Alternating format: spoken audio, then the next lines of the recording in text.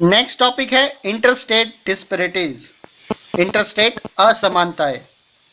India में गरीबी poverty का एक और एस्पेक्ट या डायमेंशन है। हर एक स्टेट में गरीब लोगों का प्रपोर्शन एक जैसा नहीं है। ऑल्दो अर्ली 70 में स्टेट लेवल पोवर्टी में सिक्युलर डिक्लाइन कमी आई है। गरीबी कम करने में सफलता पाने का रेट अलग अलग स्टेट में अलग अलग है। हाल के अनुमान दर्शाते हैं कि 20 स्टेट्स और इंडियन टेरिटरीज में गरीबी का लेवल स्टेट लेवल से कम है।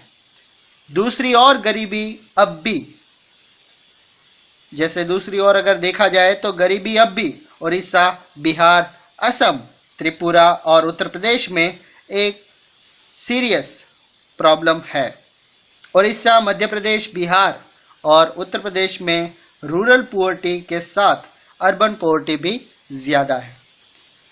इसकी कंपैरिजन में केरला, जम्मू एंड कश्मीर, आंध्र प्रदेश, तमिलनाडु, गुजरात और वेस्ट बंगाल में सिग्निफिकेंटली डिक्लाइन यानी कि गिरावट आई है। पंजाब और हरियाणा जैसे राज्य हाई एग्रीकल्चरल ग्रोथ से गरीबी कम करने में सफल रहे हैं। केरल ने ह्यूमन रिसोर्सेज डेवलपमेंट पर ज्यादा ध्यान दिया है। वेस्ट बंगाल में लैंड रिफॉर्म के उपायों से गरीबी कम करने में हेल्प मिली है। आंध्र प्रदेश और तमिलनाडु में अनाज का पब्लिक डिस्ट्रीब्यूशन इसमें सुधार का कारण हो सकता है। नेक्स्ट टॉपिक है global poverty scenario. Developing countries में extreme economic poverty World Bank की परिभाषा के अनुसार $1.25 से कम यानी या फिर $1 से कम पर जीवन निर्वाह करना में रहने वाले लोगों का अनुपात यानी कि एवरेज 1990 में 43% से गिरकर 2008 में 22% हो गया। ऑल्दो ग्लोबल पोवर्टी में गिरावट आई है, लेकिन इसमें रीजनल डिफरेंसेस देखने को मिलते हैं। एक्सट्रीम इकोनॉमिक डेवलपमेंट और ह्यूमन रिसोर्स में बहुत ज्यादा इन्वेस्टमेंट के कारण चाइना और साउथ ईस्ट एशिया की कंट्रीज में गरीबी में ज्यादा कमी आई है। चाइना में गरीबों की संख्या 1981 के 60.6 करोड़ से घटकर 2001 में 21.2 करोड़ हो गई है। साउथ एशिया के देशों में जैसे कि इंडिया, पाकिस्तान, श्रीलंका, नेपाल, बांग्लादेश और भूटान में गरीबों की संख्या में गिरावट इतनी ज्यादा नहीं आई है। गरीबों के परसेंटेज में गिरावट के बावजूद गरीबों की संख्या में थोड़ी ही कमी आई, जो 1981 में 47.5 करोड़ से घटकर 2001 में 42.8 करोड़ रह गई। डिफरेंट पोवर्टी लाइन डेफिनेशन के कारण इंडिया में भी गरीबी नेशनल एस्टिमेट से ज्यादा है। सब सहारन अफ्रीका में गरीबी हकीकत में 1981 के 41% से बढ़कर 2001 में 46% हो गई। लैटिन अमेरिका में गरीबी का ग्राफ वही रहा है। रशिया जैसे फॉर्मर सोशलिस्ट कंट्रीज में भी गरीबी फिर से आ गई है, जहां पहले ऑफिशियली कोई गरीबी थी ही नहीं।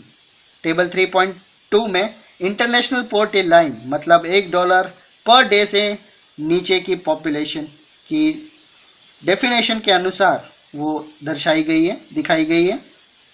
यूनाइटेड नेशन के मिलेनियम डेवलपमेंट गोल्स ने $1 पर डे से कम कर जीवन बिताने वाले लोगों की संख्या को 2015 तक 1990 के लेवल के आधे पर ले जाने की घोषणा की है। नेक्स्ट पॉइंट है कॉजेज ऑफ पोवर्टी यानी कि गरीबी के कारण क्या है, वो क्यों है। इंडिया में वाइड स्प्रेड पुअर्टी के कई सारे रीजंस हैं और कॉजेज हैं।